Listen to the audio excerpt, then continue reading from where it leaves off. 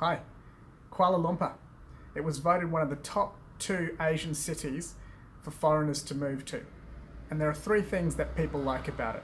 1, it has a low cost of everything.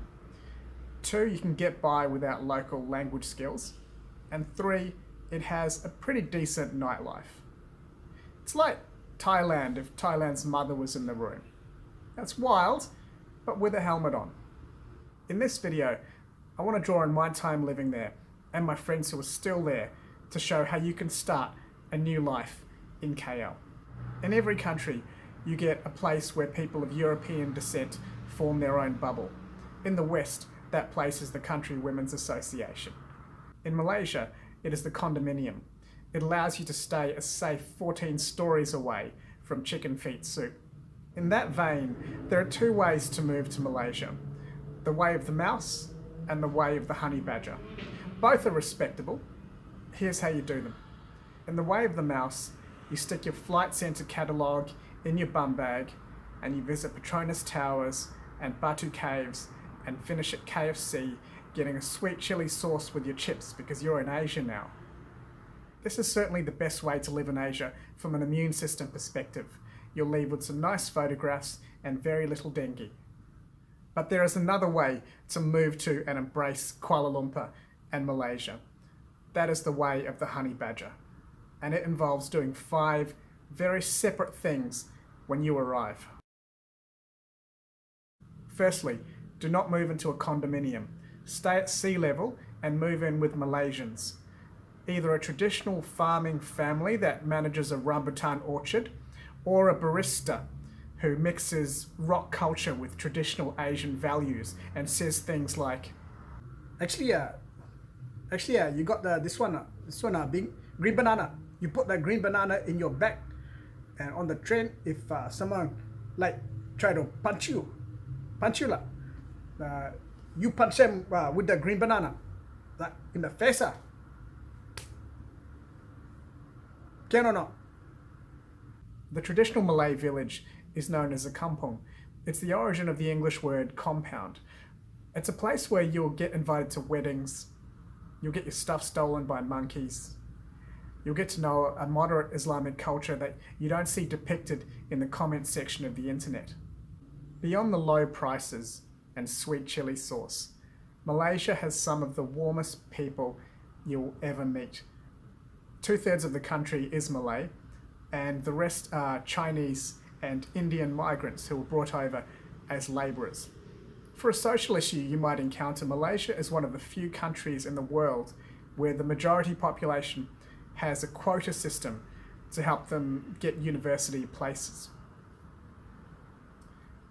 In hindsight, if you didn't want your people to struggle to compete at school, probably shouldn't have imported Indian and Chinese kids. There were 190 countries to choose from. Had they not watched a spelling bee? Or seen a maths Olympics? That aside, Malaysia is a wonderful, warm place where people get on, rib each other. You'll like it. If you want to get to know a country, try to move the way the locals do. In the US, the way people move is to line dance.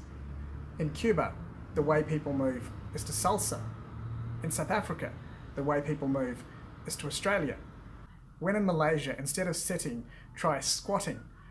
Instead of saying hello, how do you do, try ploughing your forearm into their face like a silat warrior. Okay, don't, but learn the art. According to legend, Silat was founded by a woman named Rama Sukarno, who was watching a fight between a tiger and a large hawk, and she incorporated their movements into her own style as she was being attacked by a group of men, scratching half of them and regurgitating food into the mouths of the others. To know where a country started from, you have to go to its natural heartland. For Australia, it's the desert. For New Zealand, it's mountains. And for Malaysia, it's the vibrant tropical jungle. Fortunately for the vain, The jungles there contain leeches. Why spend $800 on Botox when you can just fall face first into a creek? The best thing about being in a Malaysian band is that no one in the rest of the world will ever hear about it. Nothing in Malaysia has ever become world famous. It's like Poland, except with racial diversity. Being in a band will also allow you to meet Malaysians when they're at their drunkest. And a drunk Malaysian reveals more national secrets than a Huawei router. The polite veneer's gone, and you'll hear the truth about society, race relations, what people would change about the country. It's fun. There's a club just outside KL that has open mic nights. Spend a few months in your jungle and write a 5-minute set about whatever's in your Asian adventuring heart, and tell some randoms your story. You'll probably find that race jokes are more acceptable than they are in the West, so if you were born between 1950 and 1975, now is your time to shine. After a year or two of this, you probably will have lost your photographs in some dingy music cafe next to a leech's nest, but you won't go back to your home country the same.